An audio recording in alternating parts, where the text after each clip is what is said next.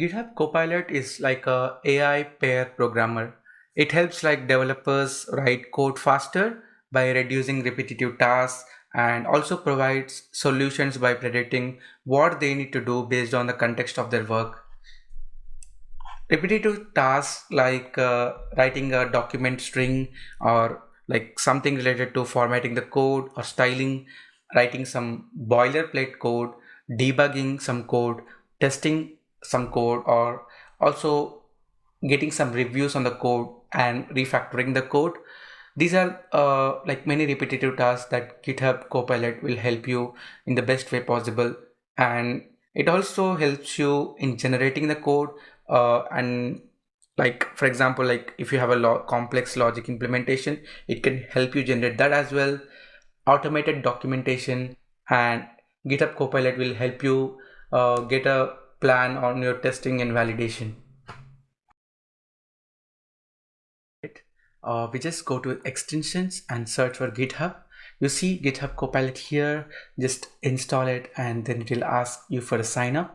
And there is also one more extension that's called GitHub Copilot Chat. This will give you a chat option to chat with the GitHub Copilot directly. How GitHub Copilot internally works? The first step is code context collection. As a developer types in the integrated development environment, which is IDE, GitHub Copilot continuously monitors the code around the cursor, including the current line and the relevant function or class scopes. It also analyzes other open tabs in the IDE to gather additional context, which could include related files and directory structures. So that's the first step, and then it uses that to construct a prompt. The gathered context is then used to create a prompt. The prompt is essentially a compilation of relevant code snippets and comments that inform the AI model about the current coding task. The better the context, the more accurate the suggestions will be. So once the prompt is ready, it is uh, sent to a proxy service hosted on GitHub backend. This service performs several critical functions based on my understanding, like toxicity filtering, like it checks for any toxic language or irrelevant content that could compromise the integrity of such suggestions. Then it checks the relevance, like for example, if the prompt is pertinent to a software development task, and it also blocks any attempts to trick the model into generating inappropriate content. Then it pass that to the AI model after sanitization. So the clean prompt like is forwarded to OpenAI models. So I am not very sure which models they use, but I feel that they use the latest GPT models depending on the task requirements. So for real-time code suggestions, the system aims for low latency, typically like a response time of 300 to 400 milliseconds, which is why like the smaller models can be faster, right? So they can choose that the model based on the task. And once AI model gives some response, the output generated by the AI model is sent back to the GitHub proxy for additional cleaning, like code quality checks. Like for example, if there are any potential security vulnerabilities or license compliance, like it checks if the suggested code or snippets contain any code in like copyright content or something like that. Then it does the final delivery. It sends back to the IDE where it shows like a suggestion. Let's see one very simple example on understanding the flow of this GitHub. Basically, I want to demo you how GitHub gives you like auto suggestions on the editor. So this is my VS Code. I have created a simple HTML file, and I have added a few comments here, like it like create a function that will calculate salary of an employee given the number of hours worked, and based on like the hours worked, if it's greater than 40, the employee is paid 1.5 times regular salary. So there's some conditions. So now what I do is I just click enter, and I click tab.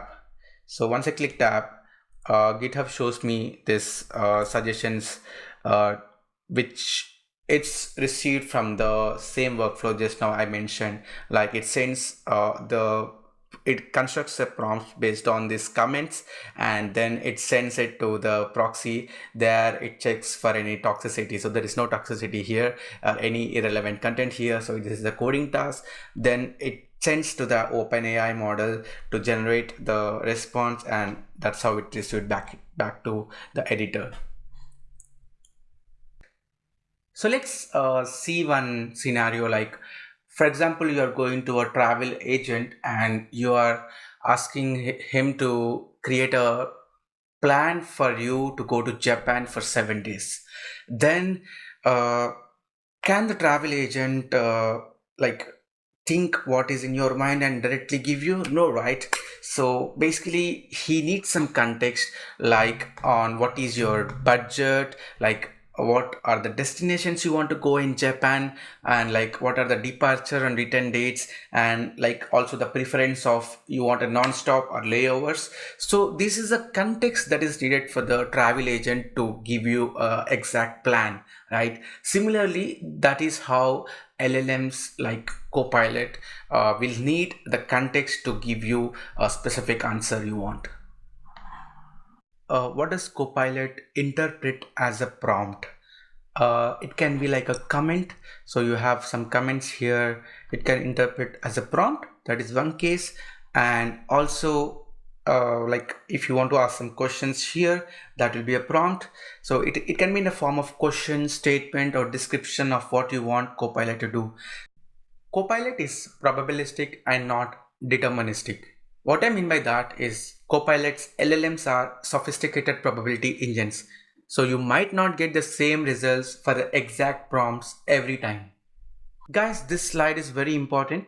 So pillars of effective prompt building. You have to make sure when you build a prompt, you give a lot of context so that Copilot can understand your task. And the second one is make sure you will have a goal and purpose when creating a prompt. You make sure you mention your goal and purpose. And the third one is the clarity. Make sure your prompt is less ambiguous and easy to understand. And the fourth one is the level of detail and precision of the prompt. For example, if you want to generate code for a specific library, make sure you mention that library in the prompt. How you can improve the way you pass context is add a high-level description at the top of your file. Make sure you keep it like steps, exactly what your code should do, keep it like steps, and it will better generate the code based on these instructions. So if you see, I have added a first initialize a task class with description, completion status, and then add a task, remove a task, and display all tasks. So it kind of generates in the same order. So display task, save task. Cool. This is cool, right? So make sure you include a high level description at the top of your file and provide the steps to improve the way you pass context. How we can improve the intent, the goal or purpose we have? One way is you can add the example, like what is the expected input and expected output. So the more clearer your goal inside the prompt, the better the generation will be. Now if you see,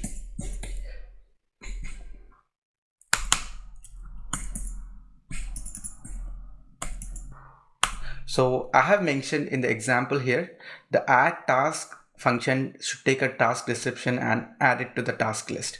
So this is an example that explains the task logic in a more clearer way and helps to make sure the expectation is reached. How we can improve the clarity? So I have created this a simple py math operation.py file. It just has two functions, add numbers or subtract numbers. I have opened another file here which has a very simple that says like print sum of two numbers and difference of two numbers. So if you see, when I click enter, it shows me from math operations import add numbers and subtract numbers. So one way to improve the clarity is you can open the relevant files that you are importing these functions from, so it will be sent in the prompt generation as well. You can ask GitHub Copilot to improve your prompts. So the way you can do it is, so for example, consider I don't have any functions here and I just put this comments as a prompt, and now GitHub Copilot helps me generate this code. So now I will ask Copilot how my previous prompt could be improved. So it says specify the function names and type hints, doc strings, include doc strings to describe what each function does, show how to call. So this is one way you can improve your prompt.